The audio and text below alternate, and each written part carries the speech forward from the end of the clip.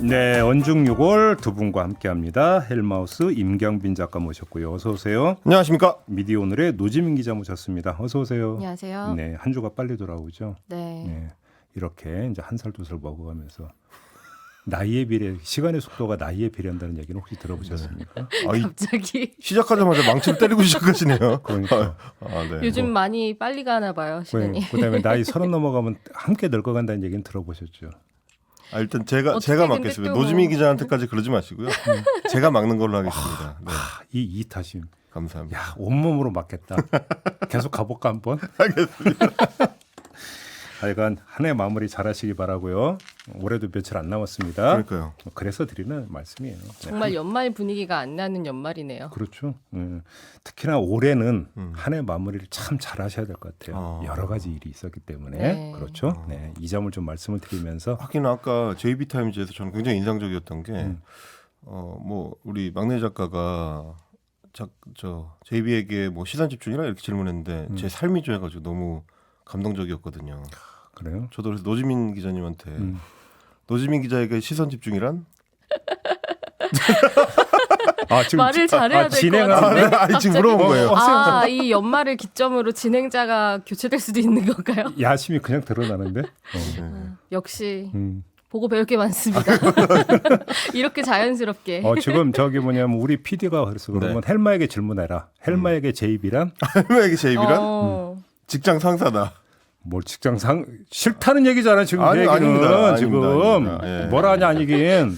아닙니다. 저는 이제 프리랜서 방송 노동자로서 이제 직장 상사를 대하는 자세로 네. 성실하게 임하고 있다는 점을 강조를 드립니다. 고맙습니다. 꼰대라고 안 해줘서. 사실 그게 그겁니다. 그러니까 그래도 우회적인 표현을 써줘서 고맙습니다. 네. 제가 속이 좁은 거 알고 있죠. 네. 아니 뭐 아닙니다. 네. 네. 뒤끝 장렬하는 거 알고 있죠. 가봅시다. 오늘 네. 발치 한번 해봐요. 알겠습니다. 요즘 왜 이렇게 뒤끝 장렬하는 걸 자랑하시는 거예요? 저는 시종일관 그 얘기를 하고 있어요. 뒤끝 장렬한 소식을 좀 전해드리겠는데요. 서울시가 이제 TBS에 대해서 지원을 중단하는 TBS 조례 폐지안이 시의회에서 통과가 됐고요. 그거에 대해서 이제 방송통신위원회에서 재고해달라는 제안을 넣었는데 서울시의회에서는 제의 없이 그대로 조례안을 공포를 했습니다. 이렇게 되면 이제 TBS에 대해서는 2024년 1월 1일자로 서울시의 예산 지원이 없어지게 되고요. 한 푼도 못 받는데 이 얘기가 되는 거죠. 그렇습니다.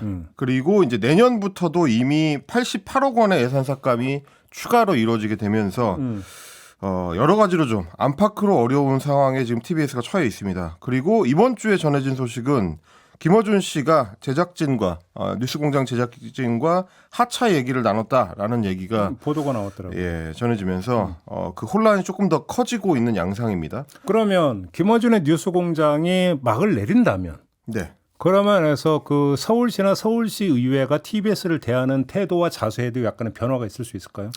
그럴 수 있을 것 같다는 기류가 조금 감지가 됩니다. 일단 어제 국회 과방위 국민의힘 간사인 이제 박성중 의원 같은 경우도 만약에 이 실제로 김어준 씨가 물러나고 그리고 추가로 TBS에 있는 다른 문제라고 또 표현을 했더라고요. TBS 같은 경우는 김어준 씨만 문제가 있는 게 아니고 다른 데도 있다. 그러면서 이제 여러 가지 방식에 의해서 어느 정도 공정방송과 국민과 시민이 용납할 수 있는 허용할 수 있는 그런 수준이 된다면 다시 재검토해서 내년에 추경이라든지 추가 경정 예산이라든지 뭐 얼마든지 그렇게 할 수 있는 여지가 있다라고 박성중 간사가 밝혔는데 거기에 이제 또 오세훈 시장 같은 경우도 TBS의 변화가 있으면 예산 관련해서도 어떤 변화가 있을 수 있다는 취지의 발언을 해서 했나요? 네. 그래요? 이제 보도가 됐습니다. 그래서 물론 이제 서울시의회 같은 경우는 여전히 이제 강경한 기조를 유지를 하고 있는데 이렇게 이제 주요 의사 결정권자들이 뭐 변화가 있을 수 있다는 취지를 밝히고 있어서 결국은 김어준 씨의 행보가 핵심이었는가라는 생각을 이제 더 굳히게 하는 그런 좀 움직임들이 있는 것 같습니다. 그래서 미디어스가 최초로 김어준 씨 하차 소식을 좀 전했습니다. 이번 주에 공식 입장을 밝힐 예정이다 이렇게 예고를 하긴 했는데 아직까지는 뭐 방송에서 공식적으로 얘기한 적이 없어서 어쨌든 시기가 언제든지 간에 김어준의 뉴스공장이라고 3표 등록했다면서요. 그렇습니다. 그건 이미 10월에 상표 출원을 한 걸로 좀 알려졌습니다. 그리고 이제 추가로 좀 전해진 소식을 보니까 상표 출원을 할 때 김어준 씨 같은 경우에 이제 그 목적으로 뉴스 취재 및 보도업 그리고 인터넷 방송업 이걸 이제 지정해가지고 상표권 행사하겠다라고 출원 신청을 했고 김어준 씨가 지금 대표로 있는 딴지 방송국 같은 경우에 유튜브 방송을 주로 합니다만은 최근에는 이제 시사 프로그램 PD 충원에 나섰다는 소식도 좀 전해졌습니다. 업무 내용이 유튜브 시사 프로그램 라이브 제작. 그러니까 뭐 간단히 얘기를 하면 지금 뭐 방송가에 뭐 많이 돌았습니다만 뭐 TBS에 김어준의 뉴스공장 내리고 유튜브에서 이제 똑같은 타이틀로 만든다 이거잖아요. 그럴 가능성이 높다는 얘기들이 많죠. 네.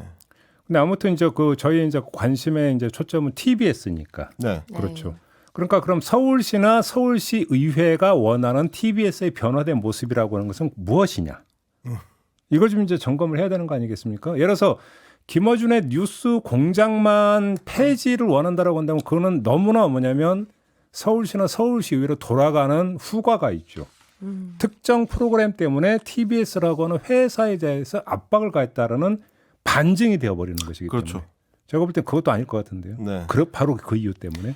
그래서 지금 주목하는 게 이제 구조조정이라는 단어인데 그렇지 않아도 얼마 전에 이제 TBS 노조 위원장이 인터뷰를 하는 대목에서 우리가 구조조정까지도 고민하고 있다라는 얘기를 했습니다. 인력 구조조정을 얘기하는 겁니까? 그렇습니다. 조정훈 TBS 지부장인데 노조에서는 최악의 상황도 대비를 해야 된다. 구조조정 얘기가 앞으로 나올 텐데 이걸 어떻게 해결할지에 대한 논의를 같이 할 계획이다. 여러 가지 경우의 수를 만들어 놓고 대비하고 싶다라고 얘기를 했습니다. 그러니까 이게 뭐 두 가지 의미가 다 있을 수 있어요. 일단 내년도 인건비도 빠듯하다는 게 지금 이제 계산상으로 나와 있는 예산 운용 사정이고 그러다 보니까 결국 사람을 줄여야지만 내년 상황에 대비할 수 있다는 의미도 있겠지만 동시에 박성중 의원이 지금 얘기를 했던 것처럼 김어준 공장장 외에 다른 문제들이 추가로 해결돼야지만 서울시 예산 지원이 이제 다시 재개될 수 있다라는 얘기가 나오는 거라서 다른 문제라는 게 다른 프로를 말하는 거죠. 다른 프로그램일 수도 있고요. 그리고 혹시 특유의 어떤 제작진을 염두에 두고 하는 얘기인지도 모른다라는 얘기가 이제 TBS 내부적으로는 제작진? 그렇습니다. 얘기가 나오는 거죠. 이를테면 이제 예전식으로 따지면 뉴스공장에 뭐 관여를 했었다든지 혹은 이강택 전 대표 체제 내에서 어떤 특별한 역할을 했었던 사람들이라든지 이런 사람들에 대해서 어느 정도 정리를 해줘야 되는 거 아니냐라는 얘기가 안팎에서 들리더라. 그 얘기는 이제 전문적이면서 익숙한 단어가 있죠. 국민의힘에서 MBC를 향해서 했던 바로 그 표현. DNA를 바꿔버리겠다. 그렇습니다. 그 얘기잖아요, 결국은. 그렇습니다. 그 얘기네. 그래서 이제 박성중 의원이 얘기한 그 밖에 다른 문제가 굉장히 좀 의미심장하게 들리는 거고요. 그리고 이제 TBS 내부에서도 그래서 제작진들이 많이 있는 이제 제작 부서하고 경영 부서하고의 어떤 갈등 문제라든지 혹은 뭐 여러 좀 이제 고민들 이런 것들을 읽히는 것도 그런 부분입니다. 인력 구조 조정이라는 데 한계가 있는 게 지금 TBS가 운영하는 채널이 3개가 있잖아요. 라디오에서 FM 있고 EFM 있고. 그렇습니다. 그다음에 또 그 TV 그러니까 TV를 지금 또 운영을 하고 케이블 있고. TV가 있죠. 네. 거기에 어떤 들어가는 절대적 인력 수라고 하는 게 있는데 인력 구조 조정도 어차피 한계가 있는 거 아닌가요? 그리고 TBS가 원래도 그렇게 인력이 여유 있는 운영을 하는 회사는 아니었기 때문에 네. 그래서 여러 문제들이 있는데 일단 기본적으로 지금도 TBS는 사실상 비상경영 체제입니다. 지난해에 그 서울시에서 올해 예산을 55억 원을 삭감을 해가지고 TBS는 지금 FM 프로그램에서 19개 중에 5개를 올해 폐지를 했고요. 그리고 EFM 그 영어 방송 같은 경우는 프로그램 17개 중에서 13개가 재방송을 하고 있는 상황입니다. 그러니까 이제 그래요? 이미 정상 운영을 하지 못하고 있는 상황이고요. 지금 상태가 그대로 지속이 되면은 내년에는 더 어렵다. 왜냐하면 내년에 이미 예산한 88억 원 삭감이 되게 되는데 그렇게 되면 TBS에 들어오는 서울시의 지원 금액이 232억 원이고요. 문제는 TBS에서 인건비만 따져도 229억 원입니다. 한 해에. 한 해의 인건비는 229억 원이라서 그러니까 서울시가 주는 지원금으로는 인건비 주고 나면 아무것도 할 수 없다는 얘기가 되는 거라. 그러니까 출연료 같은 거를 아예 책정을 못 하는 거고 그런 프로그램 제작을 못 한다는 얘기가 되거든요. 그러니까 지금까지 이야기를 제가 좋아하는 이제 그 무역급 역사에 준해서 이제 비유를 하면 공성전을 하는 방법 중에 하나가 보급로를 끊어버리고 성을 에워싸는 거거든요. 그렇습니다. 그래서 이제 우물까지도 말라버리게 만드는. 그래서 백기투항을 하게 만드는. 딱 그거잖아요, 지금. 맞습니다. 이것이. 그러면 TBS 구성원들이 선택할 수 있는 방법은 두 가지밖에 없죠. 성문을 열거나 죽기로 싸우거나 결상전. 두 개밖에 없는 거잖아요. 맞습니다. 여기서 근데 전자가 될 가능성이 높다라는 거잖아요. 뭐 사실 이제 김어준 씨가 하차하겠다고 하는 것 자체가 그 이제 신호탄이라고 볼 수 있겠고요. 그래서 뭐 예를 들어서 티어로인가요? 네. 티어로라고 하는 것도 모집을 했지만 사실상 그 김어준 씨가 갖고 있는 지배력이 큰 상태에서 김어준의 뉴스 공장에 만약에 막을 내린다. 그러면 티어로가 유지가 될 수 있을까? 라는 생각도 해볼 수 있는 거잖아요. 뭐 안 된다고 봐야죠. 그러면 더더군다나 그러면 보급로는 더 없어진다. 네. 이런 얘기가 되는 거 아닌가요? 기본적으로 뭐 자체적인 콘텐츠로 성과를 내고 영향력을 키워가는 것 자체를 차단을 시켜버리는 게 콘텐츠 생산하는 그 방송사로서의 생명줄을 이미 끊겠다는 거죠. 그러니까요. 굉장히 좀 독특한 방식, 독특하다고 해야 될지 모르겠습니다만 기존에 우리가 이제 익숙하지 않은 방식으로 방송사에 대한 어떤 그런 어떤 장악력을 높이려는 시도를 하고 있는 건데 꽤 성공적이다라고 공격을 하는 쪽에서는 성공적이다라고 볼 수 있겠습니다. 예전에 이명박 정권 당시만 하더라도 결국은 이제 사장을 바꾸려는 방식으로 주로 시도를 했었는데 그게 이제 여러 파열음들이 있었고요. KBS 정현주 사장 같은 경우는 결국 이제 법정 싸움 끝에 이제 승리를 하기도 했었는데 그다음에 이제 사법 처리 선례라고 하는 게 생겨버렸기 때문에 맞습니다. 예. 네, 그래서 이제 방송사에 직접 개입해서 그런 경영진 교체를 억지로 시도했을 경우에는 문제가 생길 수 있다는 거를 한번 경험을 했었고 지금 이제 한상혁 방송통신위원장 같은 경우도 이제 내년까지 임기를 채우겠다라고 이제 강경하게 고수를 하고 있는 입장이기 때문에 인위적으로 경영진 교체가 어렵다는 거를 판단하고 우회적으로 말씀하신 것처럼 보급을 끊는 자금줄을 조이는 방식으로 이제 TBS에 대해서 시도를 하고 있는데 1차적으로는 성공을 하고 있다. 그래서 TBS의 어떤 상징가도 같은 프로그램이 사실상 폐지되는 수순으로 가고 있는 양상입니다. 거기다가 예를 들어서 이제 어차피 이광택 사장이 물러났기 때문에 이제 새 사장이 와가지고 뭔가 좀 타협책을 모색할 수 있는 여지가 있느냐 네. 이거를 이제 마저 살펴봐야 되지만 사실상 그 새 사장, 새 대표의 인사권을 오세훈 시장이 뭐 쥐고 있다 이렇게 봐도 되는 거 아닙니까? 뭐 임원 인선과 뭐 추천위원회 이런 구성이나 모든 것들을 볼 때 그래서 타협책보다는 마무리 해결사 대표가 될 가능성이 높다 이렇게 봐야 되는 거 아닌가요? 네. 그죠? 내년 2월에 지금 혹시 선임이 될 걸로 지금 보이는데 저는 사실 이 시점에서 한 번쯤 그러니까 김어준의 뉴스공장이라는 프로그램과 TBS의 관계 그리고 그걸 다루는 서울시의 태도 이런 걸 좀 종합적으로 한번 생각을 해봤으면 좋겠는데요. TBS가 원래 이제 교통방송이었다가 미디어 재단 TBS로 이제 분리 독립을 하고 이런 여러 과정들을 거쳐 올 때 김어준의 뉴스공장이라는 프로그램의 상징성이라는 거는 뭐 모든 국민들이 다 아실 만한 강력한 상징성을 갖고 있었습니다. 그 이유 중에 하나는 뭐냐면 성과를 통해서 이제 보여준 거였는데 여러 지역 방송사 특히 라디오 방송사 중에 하나였던 TBS를 전국구 인지도를 가진 방송사로 끌어올린 게 사실 뉴스공장이라는 거는 뭐 부정하기가 어려울 것 같고 이제 수치로도 증명이 됩니다. 뉴스공장이 런칭하기 이전이었던 2016년 3분기에 TBS FM의 라디오 채널 점유율이 3.3%였고요. 그러니까 서울 수도권에만 송출된다는 뭐 한계는 있었습니다만은 그럼에도 불구하고 그렇게 높은 편은 아니었는데 이번 2022년 4분기 라디오 채널 점유율이 16.2%입니다. 전체 조사 대상 서울 수도권 채널 20개 중에서 2위. 그러니까 라디오는 뭐 TBS라고 할 수 있는 어떤 그런 인지도 각인을 시키는데 뉴스공장이 결정적인 역할을 했고요. 뭐 뉴스공장 프로그램 자체가 전체 라디오 프로그램 중에서 청취율 1위 한 거는 뭐 20분기 연속이니까 뭐 말할 필요도 없을 것 같고. 그러니까 이런 어떤 정성적인 측면, 정량적인 측면 모두에서 서울시 입장에서는 산하에 가지고 있던 방송사가 뭐 지금은 나갔습니다만은 이런 어떤 자체 역량을 강화하는 과정에서 분명히 이 프로그램이 기여한 측면이 명확하거든요. 근데 이제 그거에 대한 평가 없이 편파성 논란이나 뭐 물론 이런 것들이 있음에도 불구하고 그건 이제 별도로 이제 좀 적용을 하고 대응해 나가는 다른 방법들을 찾아야 되는 게 별도로 명확한데 별도로 어떻게? 뭐 제일 흔한 방법으로는 이제 언론중재위원회에 중재 청구를 하고 그리고 이제 방송통신심의위원회에서도 제재 조치를 하니까요.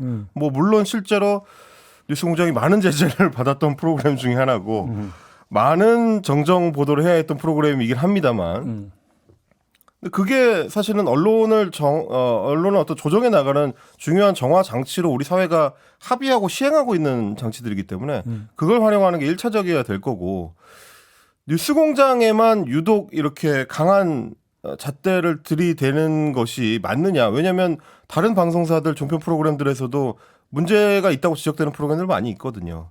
그런 것들을 봤을 때 기여도와 어떤 문제 상황을 좀 같이 놓고 저울에 달아줘야 되는 정도의 공정성은 필요하지 않았나. 저는 뭐 그 부분을 좀 지적을 하고 싶습니다. 노지민 기자는 어떻게 생각하세요? 기여도 말씀을 하다 보니까 생각이 나는데 항상 정부에서 말하는 게 그 공공기관이 얼마나 성과를 내고 있느냐잖아요. 네. 그걸 기준으로 해서 뭐 혁신위원회에서 혁신안도 만들고 이랬는데 지금 뭐 프로그램을 판단을 할 때 사실 수익성으로만 판단을 하는 거는 좀 문제가 있겠지만 그 잣대를 놓고 봤을 때 이렇게 프로그램을 하나가 사실상 없어지게끔 만들어 놓고 나중에 뭐라고 할 것인가 이게 좀 궁금해지기도 하고요. 그리고 또 한 가지는 제가 굉장히 심각하다고 생각을 하는 건 이 프로그램의 공정성이라던가 이런 걸 내부적으로 자율적으로 구성원들이 논의할 기회를 빼앗아 버렸다는 거. 이 점도 좀 짚어봐야 될 것 같아요. 그러니까 뉴스공장에 대해서는 논란이 워낙 많았던 프로그램이라는 거는 뭐 모두가 알고 있는 사실이고 또 사실 민원이나 뭐 방심위를 통한 제재 같은 경우도 좀 기획성 민원 같은 게 많다는 지적도 있었잖아요. 그래서 외부에서의 문제 제기는 뭐 충분히 이뤄졌으니 이제 자발적으로 좀 자성도 하고 앞으로 우리가 이 방송사를 어떻게 시민의 방송사로 만들기 위해서 노력을 해나갈 것인가 이야기를 하자는 장을 만들고 있었는데 공정성이나 뭐 편파성 이런 걸 판단하는 권한을 정치권이 가져가 버렸다. 이 부분도 좀 심각한 문제인 것 같습니다. 그리고 저는 이제 또 한 가지 미디어 업계 종사자로서 이제 궁금한 거 중에 하나가 결국 뭐 김어준의 뉴스공장이 문을 닫고 김어준 씨가 개인적으로 딴지 방송국에서 이제 김어준의 뉴스공장을 유튜브 방송으로 이제 새로 열고 그리고 이제 TBS에서는 그런 명맥이 끊어지게 되면 그 뒤에는 이제 TBS라는 방송사의 미래가 어떻게 될 건가 그리고 김어준의 뉴스공장이라는 새로운 프로그램의 유튜브 출범이 어떤 영향을 미칠 것인가 뭐 이런 거를 좀 궁금해하게 되는데요. 혼자 이제 어제 발제를 준비하면서 생각해 봤을 때는 그 양자 간의 관계, 김어준 씨가 뉴스공장을 TBS에서 진행함으로써 얻었던 효과 이거를 또 전혀 무시할 수는 없지 않겠나 저는 또 그런 생각을 해봤습니다. 왜냐하면 원래도 김어준 씨는 이제 다스베이다라는 유튜브 프로그램을 금요일에만 이제 방송되긴 하지만 진행을 하고 있었는데 그 프로그램이 유튜브 내에서는 굉장히 강력한 어떤 영향력을 갖고 있거든요. 실시간 시청자 수가 뭐 10만 명을 육박을 하고 그리고 뭐 매주 조회수가 뭐 100만, 150만, 뭐 200만 가까이 되는 굉장히 강력한 프로그램인데 그럼에도 불구하고 결국 영향력 측면에서 보면 김어준의 뉴스공장이 훨씬 컸던 이유는 물론 매일 방송이라는 측면도 있습니다만은 공영방송이라는 그늘의 힘이 또 별도로 존재했다. 물론 이제 김어준 씨 개인적으로는 방송의 어떤 제작 환경 내에서 할 수밖에 없는 어떤 제약 조건들도 있었을 거고 심의를 받아야 되는 방송통신심의위원회 심의를 받는다는 제약 조건도 있었다. 그래서 마음껏 날개를 펼칠 수 없었다는 생각도 할 수 있겠습니다만은 별개로 봤을 때는 공영방송이 주는 어떤 공신력의 힘을 바탕으로 해서 영향력을 유지하는 데 있어서는 뉴스공장이 굉장히 큰 역할을 했었다. 그래서 만약에 유튜브로 떠서 옮겨가더라도 유튜브 내에서는 여전히 큰 힘을 가질 수 있겠습니다만은 기존에 갖고 있던 한국 사회 전반에 대한 영향력에 비하면 당연히 훨씬 축소될 수밖에 없을 거라서 뭐 그런 측면들도 업계 종사자로서는 이런 향후를 굉장히 좀 궁금해하게 돼요. 예를 들어서 지금 유튜브 공간에서 시사 유튜브 채널이 뭐 한두 개가 아니잖아요. 네. 그리고 그 중에는 어떤 상당한 어떤 팬덤을 형성한 채널들도 있고, 그리고 어떤 뭐 동접자 수나 이런 것들을 볼 때 무시할 수 없는 정도의 어떤 뭐냐면 성취를 이뤄낸 채널들도 있죠. 근데 그 채널의 어떤 그 상업성과 그것이 어떤 그 시사이다 보니까 갖게 되는 정치적 영향력이 비례하지 않는. 그렇습니다. 그게 왜 그러냐면 이른바 이제 그 갇히는 거죠.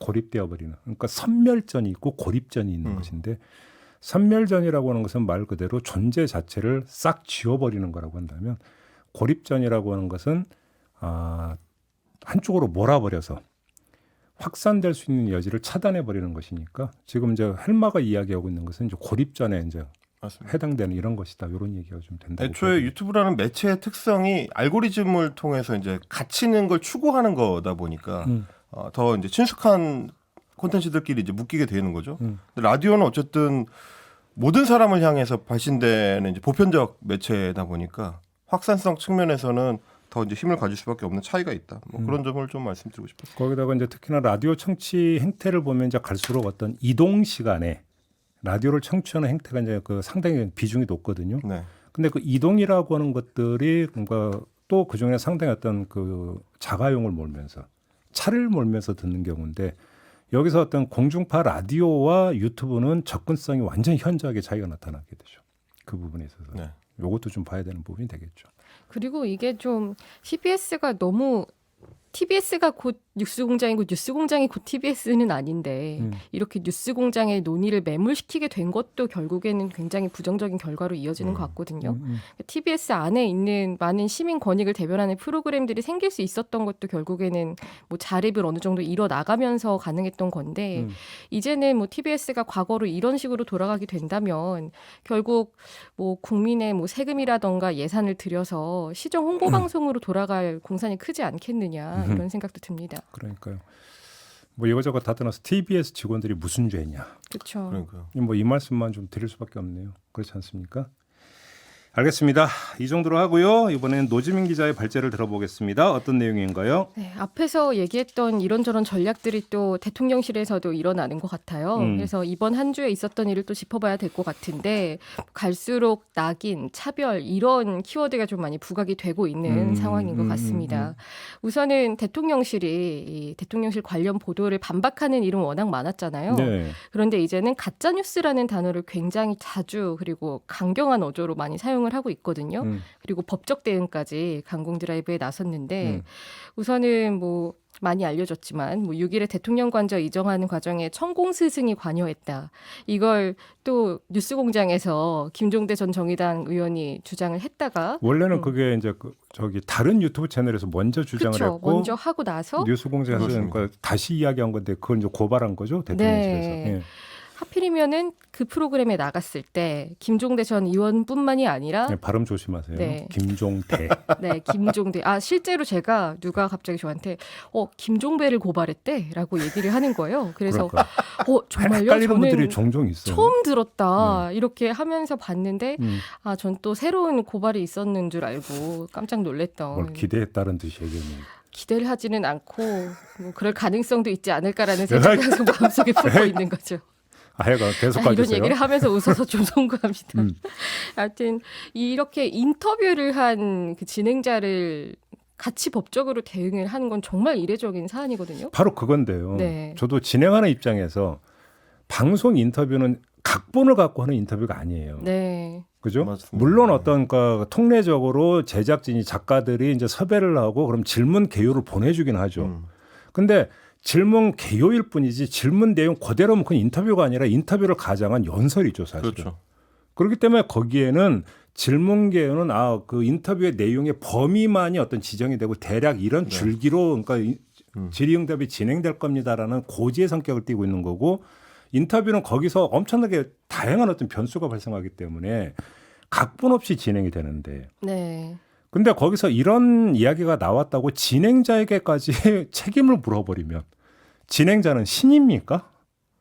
이 답변이 나올 거라는 걸 알고 지금 뭐 예를 들어서 뭐 한다면 모르겠는데 그게 아니면 어떡하라는 얘기예요? 그러니까 물론 진행자가 거의 질문을 하는 것을 넘어서 뭐 동조하는 이야기만 계속했다라고 하면은 논란을 제기할 수는 있겠죠. 쉽게 이제 네. 거들었다. 네. 그런데 뭐 당연히 아시겠지만 어느 정도 맞장구를 치는 부분도 있겠지만 반론을 제기하면서 그럼 이런 거에 대해서는 어떻습니까라고 물어보는 게 또 인터뷰의 그런 정해진 형식인 것이고 그렇죠. 네, 그렇게 인터뷰가 이루어졌는데 이렇게 법적 고발을 했고 또 그 전에 지난달에는 장경태 민주당 의원, 김건희 여사 사진 관련해서 고발에 이어서 정치인을 대상으로는 두 번째인데 아무튼 이렇게 언론에 대해서 압박을 하는 게 특정 언론사에 조금 이렇게 몰리고 있다라는 게 또 한 번 확인이 된 거고요. 그리고 가짜 뉴스를 그동안 많이 얘기를 한 것 같은데 진짜로 얼마나 썼느냐를 좀 봤더니 뭐 5월에 우선 그 윤 대통령 지각 의혹 제기했던 것 관련해 가지고 그게 가짜 뉴스다라고 이제 야권 의원에 대해서 얘기를 했었고 9월에는 MBC 보도를 가짜 뉴스로 칭했었는데 이날 김대기 비서실장이 브리핑을 하고 나서 대통령실 관계자 질의응답도 있었고 그리고 최근엔 한 주간 3차례나 가짜뉴스 비판이 나왔더라고요. 우선은 그 발언자의 급이라고 하잖아요. 뭐 관계자와 고위 관계자가 있듯 뭐 부대변인, 대변인과 홍보수석이 있는데 그 급도 올라갔다. 그리고 과격성도 굉장히 높아졌다라는 걸 볼 수 있었거든요. 특히나 이 무함마드 빈살만 그 왕세자 관련해서 뭐 부산 엑스포 유치 관련해서 뭐 어느 정도 거래가 있었던 거 아니냐라는 취지의 의혹이 있었는데 거기에 대해서 제목이 민주당 지도부의 허위 선동에 대한 김은혜 홍보수석 서면 브리핑 이렇게 나왔습니다. 자, 여기서 잠깐 중간에 끊고 일단 이전부터 얘기를 해줘. 가짜 뉴스라는 개념은 학술적 용어도 아니고 법적 용어도 아니에요. 그렇죠. 그냥 그러니까 새로 생긴 뭐 신조어 비슷한 이렇게 봐야 되는데 근데 잠정적으로 그러니까 공통분모로 형성된 잠정적 정의가 뭐냐면 가짜 뉴스는 정치적 또는 경제적 이익을 가지고 의도적으로 정보를 조작하는 뉴스의 형식을 빌어서 정보를 조작한 결과물을 가짜 뉴스라고 이야기하거든요. 그러니까 처음에 그렇게 개념이 들어왔을 때 소위 말하는 페이크 뉴스라는 게 형식의 문제도 같이 들어왔던 건데. 그러니까 여기에는 그러니까 세 가지 요건이 다 네. 해당이 돼요. 첫째 의도. 정치적 이익이나 경제적 이익을 목적으로 해야 된다는 의도가 있어야 되고 두 번째는 뉴스 형식을 빌려야 된다라고 하는 두 번째 요건이 있고 세 번째는 명백히 조작이어야 된다. 다시 말해서 이게 거짓 정보임을 알면서도 진짜 정보인 것처럼 의도적으로 꾸며내는 행위의 결과물이어야 된다라는 거예요. 가짜 뉴스가 되기 위해서는. 네, 그래서 그 가짜뉴스의 가장 대표적인 케이스가 2016년 대선 당시에 힐러리 클린턴을 대상으로 했던 이제 피자게이트 사건이죠. 피자집에서 힐러리 클린턴 부부가 뭐 모종의 어떤 업체를 운영하고 있다. 음모론적인 시각을 마치 뉴스 사이트인 것처럼 꾸민 가짜 그러니까. 뉴스 사이트에 올리는 거. 그게 이제 가짜 뉴스라고 이제 나왔다고. 제가 이 말씀을 왜 드리냐면 따라서 이거는 우리가 이전에 썼던 오보하고는 개념이 다른 거예요. 네, 맞아요. 오보라고 하는 것은 정상적인 취재 보도 과정에서 수사권을 갖고 강제적으로 확인할 수 있는 권한이 없는 언론사가 하다 보면 잘못된 정보가 그러니까 진실인지 착각을 해서 보도를 할 수 있는 거죠. 고의성이 없다 하더라도. 근데 사실이 아닌 경우가 이걸 오보라고 하는 건데 오보와 가짜 뉴스는 기본적으로 개념이 다른 거예요. 그러니까 가짜 뉴스라고 하는 공작적 차원, 조작적 차원이라고 보는 거고 오보는 그게 아니거든요. 그러면 대통령실에서 지금 이야기하고 있는 가짜 뉴스라고 하는 개념은 너무나 남발되고 있다. 그렇죠. 그 점이 바로 포인트죠. 그러니까요. 왜냐면은 지금 가짜 뉴스를 사실 뭐 처음에 논의했던 것보다는 좀 확장해서 생각해야 된다는 논의가 학계에서도 있기는 한데 그럼에도 여전히 아까 말하신 그 의도성 그리고 정치적이나 정파적인 목적이나 뭐 선전선동을 위해서 사실관계를 왜곡해서 조합을 하는 경우까지도 포함을 하자는 얘기는 있지만 그럼에도 가짜 뉴스로 묶어버리면 폐해가 끄기 때문에 뭐 허위 조작 정보라던가 이런 식으로 용어를 바꾸자는 논의가 있었던 거잖아요. 근데 대통령실은 이런 거를 다 뒤섞어 버리고 있거든요. 그래서 우선 뭐 정치권 야권 의원들을 지적을 한 거는 뭐 천공이라거나 아니면은 뭐 김건희 여사 관련된 이것도 정치적으로 해석될 수 있다거나 혹은 사실관계를 명확하게 성실하게 해명하지 않음으로써 생기는 문제들 그런 측면이 있었고 또 어제 같은 경우에도 대통령실이 가짜 뉴스라고 한 게 있었거든요. 그게 이태원 참사 후에 그 보건복지부 소방청 소방본부 이렇게 관계자 모바일 대화가 있었는데 압사라는 표현 네, 빼라. 압사라는 표현을 제외하고 이태원 사고로 써달라는 요청이 있었다. 이거를 의원실에서 민주당 신현영 의원실이 제공을 한 걸 KBS가 단독 보도를 했는데요. 근데 이걸 두고 또 가짜 뉴스라고 반박을 합니다. 그러니까 이 가짜 뉴스라는 게 대통령실의 일방적인 주장이나 지금으로서는 해석의 문제인 건데 대통령실의 입장을 이야기하고 사실은 이런 것이다라고 해명을 하는 게 아니라 이 보도가 가짜라고 해버리면 듣는 사람 입장에서는 저런 일 자체가 없었던 거야라고 헷갈릴 수도 있는 거거든요. 그러니까 정리를 하면 역대 정부에서 흔히 썼던 표현은 뭐냐면 오보 대응이었어요. 오보 대응. 네. 그러니까 그리고 저는 그 대통령실이 되건 정부 부처가 되는 오보 대응은 저는 선택이 아니라 의무라고 생각을 해요. 그럼요. 왜 그러냐면 국정과 관련해서 보도가 나왔는데 그게 오보다라고 만약에 자기들이 판단을 했다면 그래 어디까지 가나 두고 보자가 아니라 그거는 국민들이 국정에 대한 이해를 왜곡시킬 수 있기 때문에 의무적으로 오보를 바로 잡아야 되는 거예요. 정부 입장에서는. 그렇기 때문에 그건 사실과 다릅니다라고 해명을 하고 바로 잡는 과정은 정부의 업무 가운데서는 하나여야 된다고 생각을 해요. 그래서 오보에 대응하는 것 자체는 전혀 문제될 게 없어요. 그리고 그걸 안 하는 게 오히려 문제인 거죠. 네. 그리고 저는 경우에 따라서는 뭐 정부도 뭐 경우에 따라서는 고발할 수 있다고 생각해요. 너무 남발하면 문제지만 그러니까 오보 대응의 차원에서 문제가 대단히 심각하고 이러면 저는 그것도 하나의 방법으로 선택할 수 있다고 생각을 해요. 그런데 중요한 것은 오보 대응의 가장 기본 취지는 뭐냐면 국민들로 하여금 국정에 대한 잘못된 인식이 그 바로 잡힐 수 있도록 한다라고는 목적이 있는 거죠. 오보 대응의 목적은 그거거든요. 올바른 국정에 대한 인식을 심어준다는 게 목적이 돼야 되는 거예요. 그런데 지금 가짜 뉴스라고 하는 개념을 너무 남발하면서 대응에 들어가는 것은 뭐냐면 이걸 지금 우리 맞대응 차원에서 우리한테 정치적으로 공격을 하고 있는 불순한 의도를 가지고 있다. 불순한 의도를 가지고 있기 때문에 용납하면 안 되고 용인하면 안 된다라고 하는 이른바 응징의 차원, 징치의 차원으로 접근해 들어가 버리면 이거 문제는 심각해진다라는 거예요. 네. 그리고 거기서 고발권이나 이런 것들이 남용되어 버리면 그거는 간접적인 언론 압박이 되어 버리는 거죠. 자유의 제한으로 연결될 수 있다는 거거든요.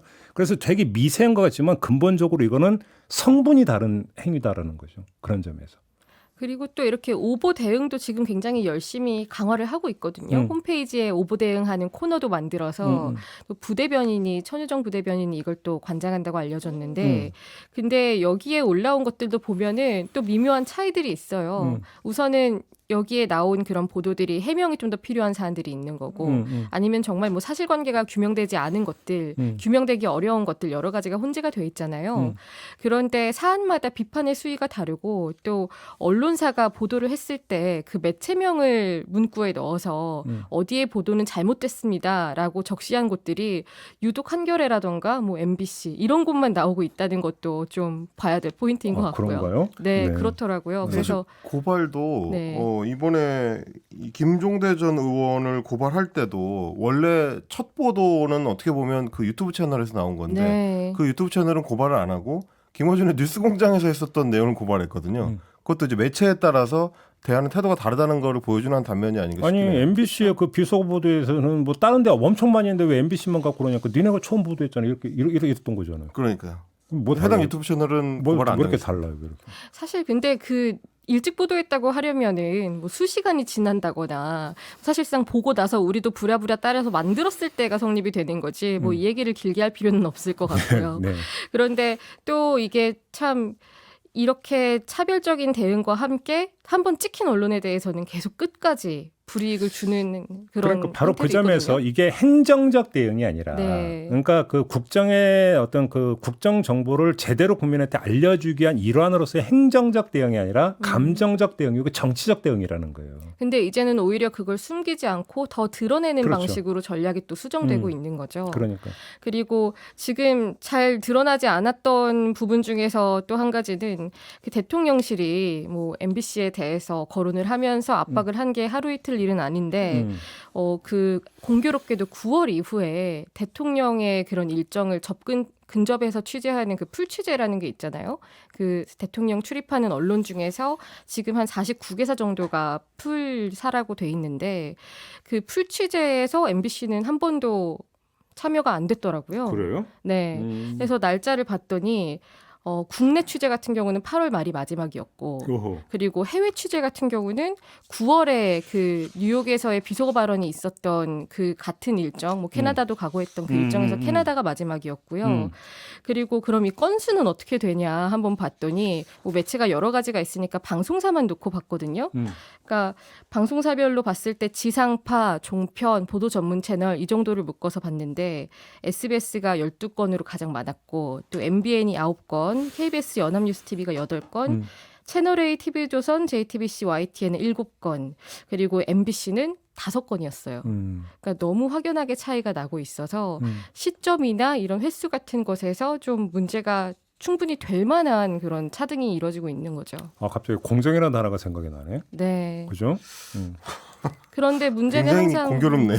이게. 네, 이런 일이 있을 때에 대해서는 오히려 해명이 필요한데 해명은 제대로 하지 않고 소극적인 태도를 취하고 있는 상황입니다. 네. 근데 저는 이런 생각을 해요. 지금 대통령실에서 이제 이게 홍보 수석실이라고 봐야 되잖아요. 네. 근데 홍보 수석실의 면면을 보면 거의 대부분이 언론계 출신은 날 아닙니까? 맞습니다. 그렇죠. 그러면 가장 ABC가 무엇인지를 그분들이 모를까요? 저는 그렇게 생각 안 하거든요. 그럼에도 불구하고 왜 이렇게 나타날까? 결국은 이것이 이른바 윤심이 담겨 있는 대응 기조가 아니냐. 이렇게 해석을 해야 되는 거 아닌가요? 그렇게 네? 해석을 할 수밖에 없는 거죠. 해석을 할 만한 근거를 주지 않으니까요. 그러니까. 그래서 아까 이제 감정적 대응 아니냐라고 해서 이제 중요한 것은 대통령님의 심경이 반영된 어떤 대응 기조, 대응 방식. 이렇게 이해를 해야 되는 측면도 있는 거겠죠. 이건 상식적 해석이겠죠. 그렇습니다. 그리고 실제로 그 최근에 있었던 그 기자의 그 출근길 문답 도어 스태핑에서의 그 질문 논란 같은 경우에도 문제를 지적했던 건 사실 심기경호 차원에서 보는 게 오히려 더 합리적이거든요. 왜 가시는 분 뒤에다가 질문을 하느냐. 그리고 어떻게 대통령을 만나는 상황에서 뭐 이렇게 뭐 캐주얼한 복장도 아니었어요. 사실 방송 기자들이 더 차려입고 다니거든요. 신문 기자들에 맞아, 비해서는. 네. 그런 복장으로 있을 수 있느냐. 뭐 이런 이야기들을 하는 게 그리고 이제 MBC에 대한 조치가 취해질 때도 전용기에 탑승하지 말라고 할 때라든지 아니면 도어 스태핑을 중단하겠다고 할 때라든지 이런 경우가 예고 없이 갑작스럽게 굉장히 좀 급박하게 이루어지는 걸로 봤을 때는 JB 말씀하신 것처럼 감정적 대응이 그 과정에 중간에 끼었을 가능성이 크다. 아니, 이렇게 볼 수밖에 없는 거죠. 더 나아가서 그게 그러니까 가짜 뉴스가 횡행을 해서 그러니까 강력 대응을 해야 되는 기조라면 그러면 간접 전달 아니라 직접 전달을 오히려 더 늘려야 될 거 아니에요. 그렇죠. 그러면 출근길 문답 도어 스태핑을 더 하면 더 했지 닫아버리면 안 되는 거잖아요. 그렇지 않습니까? 그러니까 그렇습니다. 직접적인 소통을 대통령은 굉장히 선호한다는 신호를 보내왔는데 실제로 나오는 것들은 다른 거죠. 아니 그러니까 언론이 물론 일부겠지만 그쪽에서 생각하는 일부 언론의 어떤 악의적인 가짜 뉴스 내지 선동에 의해서 국정에 지금 왜곡 전달되고 있다는 문제의식이 그렇게 크다면 목마른 사람이 우물 판다고 그러면 중간 다리를 거치지 않고 직접 국민들한테 설명하겠다. 도어 스태핑처럼 좋은 수단이 어디 있어요? 그렇죠. 통로가. 근데 왜 그건 안 오냐고 그러면 이게 앞뒤가 안 맞잖아요 지금 얘기가. 게다가 도어 스태핑에서도 질문을 받기 전에 대통령이 메시지를 바로바로 내고 있기 때문에 이런 직접 소통이 없거든요. 사실은. 그러니까. 예. 요 얘기 나온 김에 15일에 뭐 하나 좀 한다고 그러는 거죠. 네, 그 국정과제 점검회의라는 걸 100일 동안 하는데 예전에 있었던 국민과의 대화 같은 시간인 거예요. 그런데 조금 달라진 측면들이 있어서 그것만 좀 간단히 짚어보면 우선 국민 패널을 100명을 포함해서 총 150여 명이 참석을 한다고 하고요. 또 생중계가 되는 거는 똑같은 건데 형식이 조금 차이가 있을 것 같아요. 조금이 아니라 좀 큰 차이인 것 같아요. 그 주제별로 해당 부처 장관의 발표를 들은 뒤에 국민 패널이 질문을 하는 거고요. 또 국민 패널 같은 경우에는 어떻게 선정하느냐. 정책 수요자를 중심으로 각 부처의 추천을 받는다고 돼 있어요. 국민 패널을 예. 부처에서 추천한다고? 네, 이렇게 대통령실의 설명 그대로입니다. 이전 같은 경우는 굉장히 달랐죠. 뭐 예를 들어 문 대통령 같은 경우에는 2019년 11월에 MBC 100분 토론팀과 진행을 했을 때 국민 패널 300명을 선정을 했는데 이건 무작위로 선정을 했던 거고 어느 정도의 일정 요건을 맞춰서요. 그리고 타운홀 형식으로 해서 대통령이 무슨 질문을 할지 모르는 사람을 지목을 해서 질문을 듣는 형식이었거든요. 그때 그 배철수 씨가 진행했던 네, 그때 맞습니다. 그거죠? 예, 예. 기억나요. 그런데 이번에는 100분이라는 시간에 그 제한이 있잖아요. 뭐 직접 보면은 정말 짧은 시간인데 정부 부처 장관의 발표를 듣고 또 분야도 나눠서 경제 민생, 미래 먹거리, 지방시대 비전과 전략, 연금 노동 교육 등 3대 개혁과제 이 주제에 대해서 질문을 받으면 그럼 주제당 몇 분이나 되는 거예요? 얼마 시간이 너무 적죠. 그리고 또 미래 먹거리 같은 경우도 구체적으로 사례를 드러났어요. 원전, 방산, 해외 시장 공략을 위한 수출 전략. 그런데 이렇게 되면 결국에는 대통령이나 정부가 이야기하고 싶은 부분에 대해서만 이야기를 한다는 게 되는 거거든요. 국민과의 대화나 패널과의 토론이 아니라 발표네, 발표. 그렇게 볼 수밖에 없죠. 발표 후에 간단한 질의응답 정도가 되지 않을까라는 우려가 나오고 있습니다. 그럼 이게 이제 지난 10월에 있었던 11차 비상경제민생회의 이거 이제 생중계했던 풍경이랑 굉장히 비슷해지는 건데 거기에 이제 좀 바라보는 사람과 질문이 조금 들어가겠죠. 그렇죠. 그러니까 뭐 결국은 마치 장관들이 대통령 앞에서 이제 발표를 하는 것 같은 모습이 연출되고 거기에 일정 부분 뭐 물론 국민들의 질문이 들어가겠습니다만은 형식적인 측면에서 봤을 때 굉장히 좀 권위적으로 보일 수 있는 네. 그러니까 국민과의 대화보다는 대통령이 장관들로부터 보고를 받는 장면을 국민들이 함께 지켜보는 정도? 그게 과연 원래 의도했던 것처럼 비춰 보여질까? 저는 좀 벌써 걱정이 되네요. 그래서 여기에서 붙여놓은 제목도 국정과제 점검 회의잖아요. 성격이 상당히 다릅니다. 김대중 대통령 같은 경우는 IMF 때 한국인의 저력을 보여줍시다 이런 제목으로 청취를 했고 노무현 대통령은 당선자에게 듣는다라고 당선자 시절에도 했었고 네. 또 이명박 대통령도 대통령과의 대화 질문 있습니다 라면서 좀 열어둔 제목을 썼었거든요. 이렇게 성격을 규정하고 간다는 것 자체가 사실 질문을 듣는 행위가 굉장히 중요하잖아요. 정치 지도자에게는. 우리는 정부에서 이런 과제가 중요하다고 생각하지만 실제로 국민들은 이런 질문을 던졌다더라. 이런 걸 듣는 행위부터가 소통의 시작인데 그 문을 닫아놓고 시작하는 측면이 있어 보입니다. 그러니까 언론에 대해서 가짜뉴스라고 규정하고 국민에 있어서는 발표하고 규정과 발표네요. 그렇습니다. 그죠. 특징이 그거만요. 이건 그렇게 되면 이건 소통이라고 보기는 힘들죠. 네. 아직 시간이 남았으니까 조금 더 열릴 수 있도록 좀 일단 기대는 해보고 싶습니다. 바뀔까요? 글쎄요. 지금까지 안 바뀌었는데 갑자기 바뀔까요, 그게? 그러니까 아니 여기 시간 남는 게 15일 그거 얘기하는 거잖아요.